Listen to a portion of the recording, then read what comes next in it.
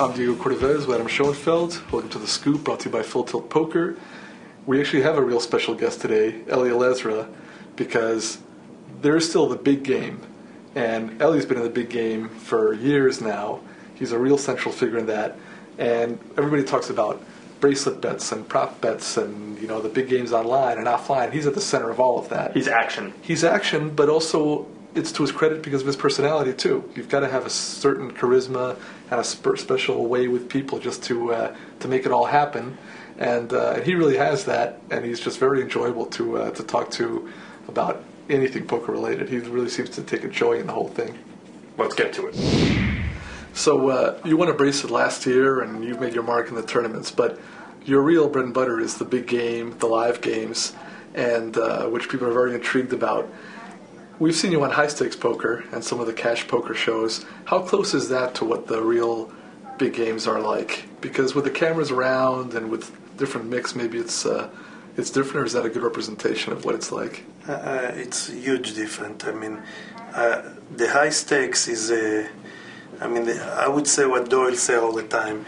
I will pay to be in high stakes because, I got a perfect record over there. You know, I won every time because people, when they're on TV and the camera, they try to be heroes, you know, and they try to make plays like Brett Booth make against Phil Ivey, right? You know, with putting the 400,000, risking 400,000 for a tiny pot, you know, and so even Phil Ivey after that said, if I would know Brett a little better, I would call in no time. Sure, yeah, I was surprised.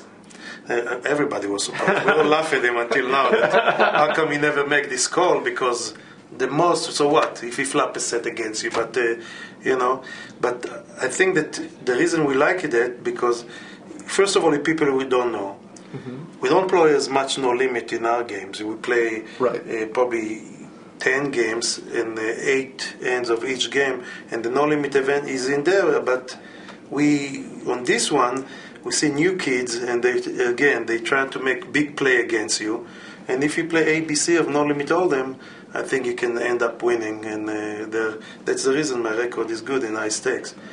And the other side, if you take our games, I didn't see a lot of people that can survive our game. And remember Barry Greenstone last year and 2 years ago, he used to say to people, you know, in an interview, if you want to really think that you know how to play poker, and not only one game, play poker all the way, you have to survive in the big game. Right. And I don't know if he did it because he wanted to advertise, to get more live players. Probably. And but we do. I mean, now since Full Tilt start putting the horse on, we have a lot of people who want to play with us. That horse game looks good. I love this horse game online, but a lot of people want to play with us the mixed game, and they're getting to know, you know, the mixed game the way. And since Jennifer, and I know it's Jennifer, put the mix event on this World Series. No, on World Series of Poker, when we played those 8 games, it was so beautiful. I mean, now people really getting the test. So I believe we'll have a little more action in our game.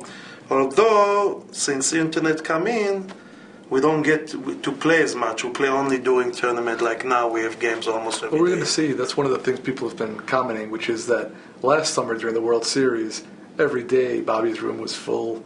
One game, 2 games, even 3 games, playing super high stakes. And now the action really seems to have dried up in terms of that live game. I tell you the truth, they all blame me. Why is that? Because I make the bets. If I don't make bets with those guys last year, if I don't make the bets with them, we'll have a lot more games. You know, all the bracelet bet. And this year also, for some reason now everybody want to put it on his resume, you know, the record of cashing, you know, cashing more and cashing this year. And not everybody is mad like Reese, you know, like Jesus, because I never see something like that in my life. And Phil now, this year too. Phil is... They signing from one tournament to another, from one to another. I don't know where they find out time for themselves. Right, these guys are playing every single tournament. Some years, the last couple of years, Phil Ivey would play maybe 5 tournaments, you know, or something in the main event. And now these guys are playing every single tournament because they've got millions at stake with bracelet bets. And you kind of got it going, right? You swept all your bracelet bets last year, every single one? Yeah, last year it was sweet. And you won a bracelet. Yeah, I got 10-1 on myself. I won it. 10-1. For 25,000 against Barry. And I got all the way from 3.5, which Barry was the lowest one, and he didn't bet on himself. Doyle and Chip, you know, they both bet on him. and all the way to 8.5 to 1, which it's a Brandon Adams and then another guy that don't want to be revealed. But I have like 6 to 1. I have Gus 5.5 to 1.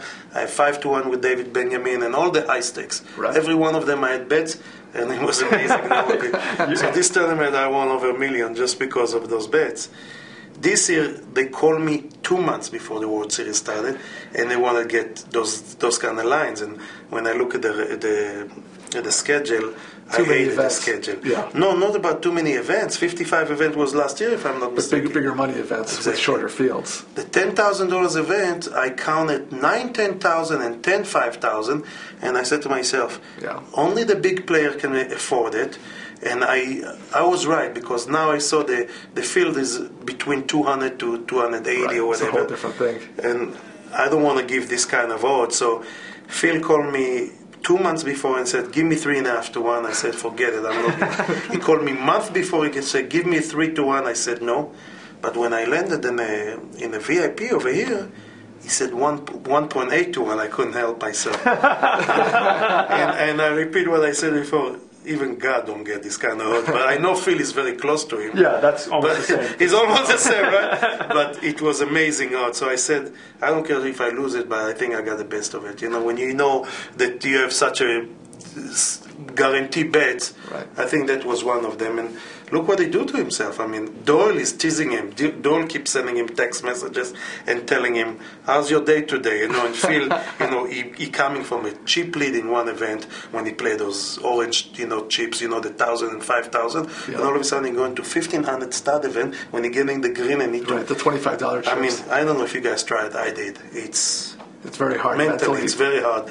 I know Phil is strong, and we can see that he's strong, but you know, I mean, that's the reason I thought it's hard to have the discipline with the $25 chips when you're playing with the $5,000 and $10,000. Very hard, right? It's impossible. It's almost impossible. It's like I'm asking Phil Ivey to go ahead and play our game. We play 3 and 6 and 4 and 8,000, and go down and play 25-50 or 50-100 with it, and we know he cannot do it. He hasn't been in that mode for years. Right. Years ago, I remember at the bike when Phil was still playing the smaller tournaments. He was already a successful player, but he had bets with John Jawanda, and Phil bet on himself to win one. You know, it was like a hose event. Phil won it. The next day, he was getting big odds to win it again. He won the next day. Right. But that's when he was in that mode of playing the smaller tournaments. Now it's almost like a foreign thing to him, and I don't see how you could adjust to these $1,500 tournaments. Very hard, and let's remember one thing.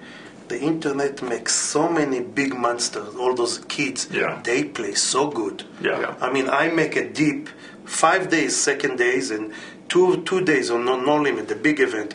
I have 2,000 people and 1,400 people, 5,000 event and 25 no limit. I make it all the way to 18 and 19, and I'm telling you, I never see such a good players. They're so good. And I get extra action for myself because they saw me on Ice Tech. They think I'm gambling, so I like it. They think you're going crazy out there. Yeah, but that's the reason I like my bets, because I said to myself, with all the respect, and don't understand me wrong, I still think he's one of the top players in the world, you know, if not the best of them, but I knew that he's going to have such competition that he won't be, even in MEC final table, he's not going to be 2 to 1 or 3 to 1. Especially because a lot of these guys are specialists too in a certain game. You know, whether it's No Limit or Pot Limit Omaha, that's all they play. Exactly. So you guys still have a big edge, even online. If you're playing in these big horse games, you know, where it's 5 games, or if you can figure out more games, that's where you guys have a lot more experience. But in the specialists, it's different. You're right. I see some of these kids who are great at No Limit and Pot Limit Omaha, but I see them in the big horse, 1,000, 2,000 horse, or 500, 1,000 horse on full tilt, and I can just see with the naked eye that they don't know those games. I can name about 10 of them too. You've still got a few more months before, right? You probably saw it online the way that I see it. Since I play, I mean, I lost so much money on full tilt playing Pot Limit Omaha. Right. But since the horse began, then I can start gaining some. You got to win now, because maybe in a few months, they'll get good. Start catching up. They're smart. Learning. They're smart. I can see already. And you know, the year the Chip won it, we have 142 people. I think last year we beat it by few players. Yeah. I think this year we're probably going to reach the 170. That's my 170, 180, because You left those kids with extra money. Oh, They yeah. make it online. And they want to play. And some of them, I can see some of them getting much better. But I love it because, I mean, there's some things you cannot teach. Some stuff that Doyle know, I would never know, you know, because those years that he got Some experience. things take time. Yeah. You No can't. question. Right. The no limit, and especially the limits, you know, the limit. That's Yeah. why I think that Jennifer Harman and Gus and Phil and all those people that are playing with us will win in the end of the year, you know, with the horse event. You know, you mentioned how you were kind of the godfather of the bracelet bets. Are you also one of the key guys behind all these prop bets? Because one thing also that people don't even realize in the big games especially is that there's as much money going back and forth on props as there is in the actual games, which seems incredible to... I would say the godfather would be Doyle Bronson, and probably behind him, not far, it's Ted Forrest. Oh, yeah. Oh, Ted he loved those weight bets and cross weight bets and Right. and But just the prop bets Like about, the suits about the and like, you know, the you might have flops. sevens, you know, you have to... Yeah, those are the things. oh those yeah I'm That's still, what I'm still See, those those are the- prop bets is me and I That's what, because You're right, the other bets I can see where there's some skill element or at least an element.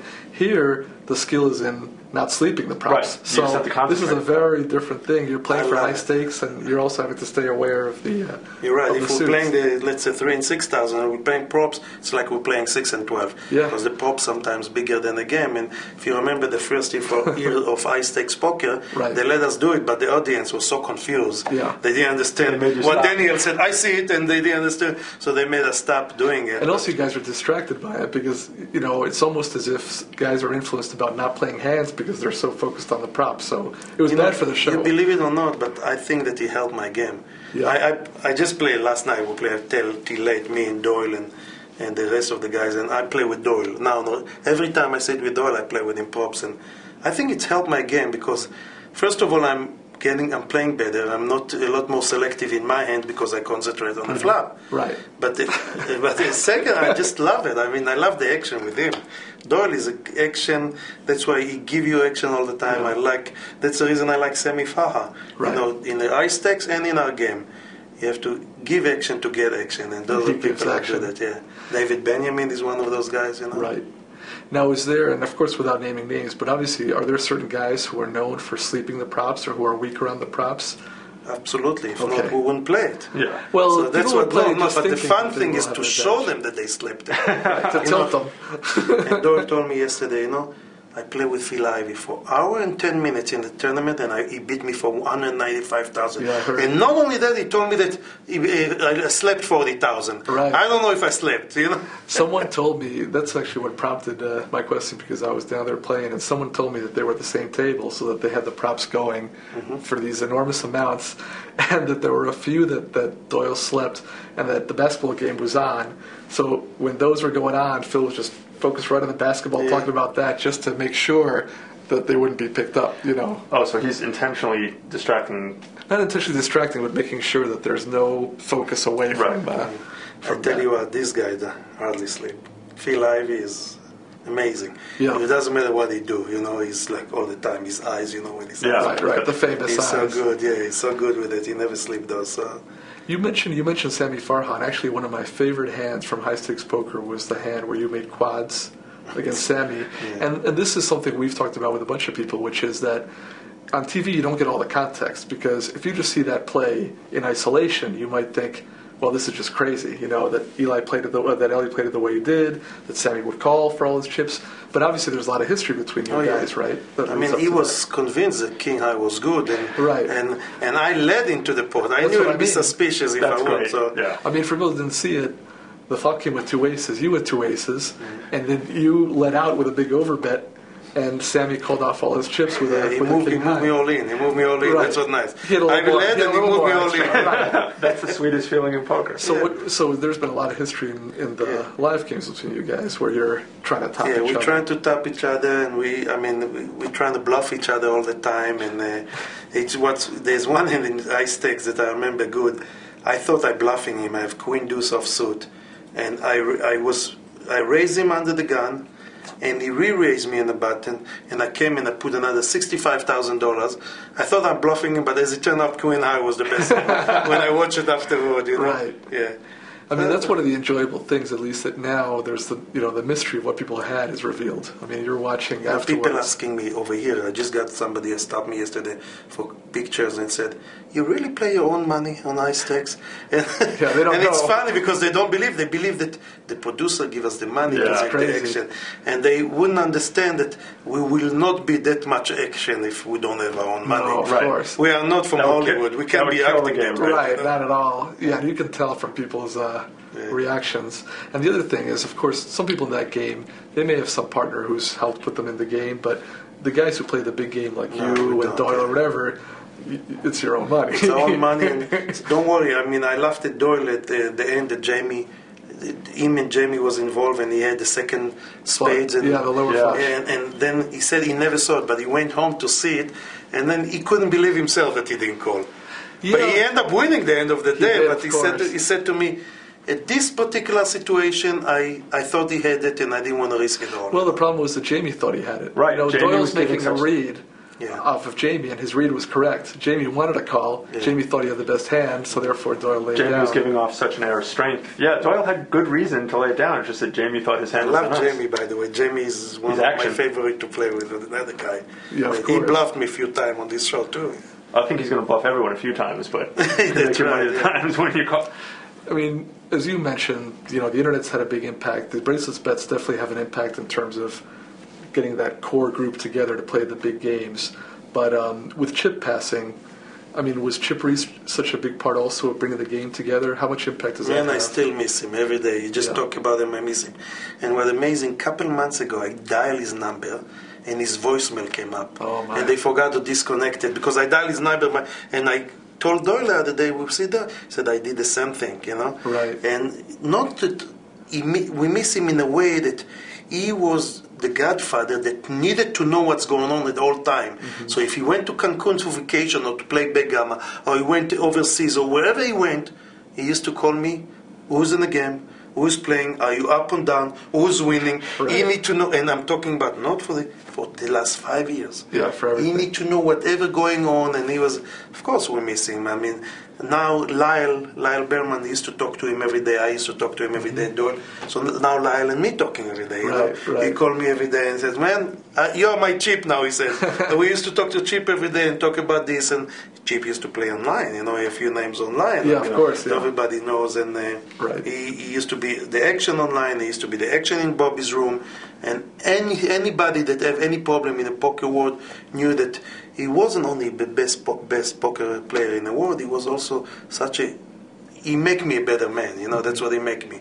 I mean, personality. Right. We talk about our life, about kids and everything, and because everyone trusted him, he's able to bring those games together. Absolutely. I'm so happy that World Series of Poker decided to call it the Chip Reese Horse event. That's excellent. And the fact that he won that event, I mean, the first time around, it was just too perfect. I remember Mike Sexton said he put his stamp as the best player in the world right there. Exactly. I mean, it was fantastic for him because he's not really a tournament player, and this was the venue, the type of format that showed his all-around skill. And the flip side is it legitimized the tournament even more, that this was a real skill tournament to have Chip Reese win it the first year. One of the things, and I didn't know him, I met him once or twice, but he was always willing to start a game, and he was genuinely welcoming to new people because he wanted action, but also because I think he liked people.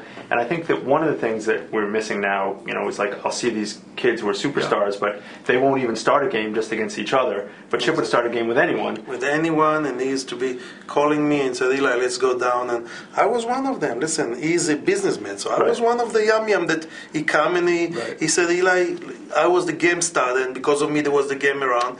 And now, I mean, I got on my cell all day. I stepped every one of the people, even, I just met recently host TBF from Full Tilt and Cole South and Dora and all those people that, and now I got all their phone numbers, so now they get started with us. So you can carry on. I mean, because when we want to play live, it's still, whatever we say about and you playing online, when we play live, it's so much different, so much more fun, so much.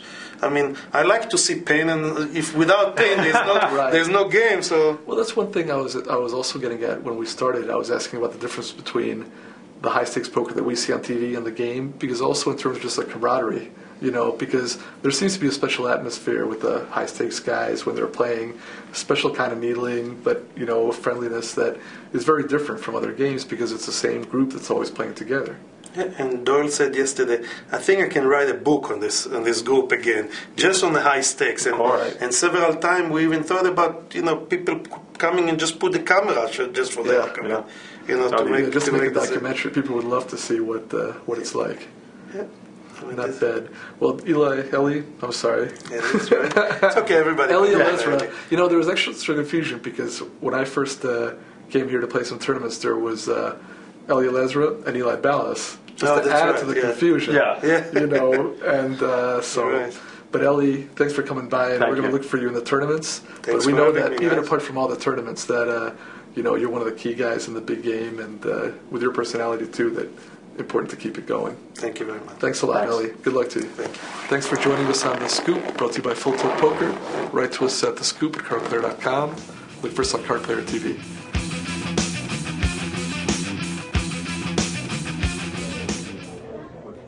Two bracelets. Awesome. Well, these aren't easy to win. I remember this one like it was yesterday. My opponent had me down to my left. Sorry. Anyway, it's down to my last few chips. So I had to call. We play at FullTiltPoker.com.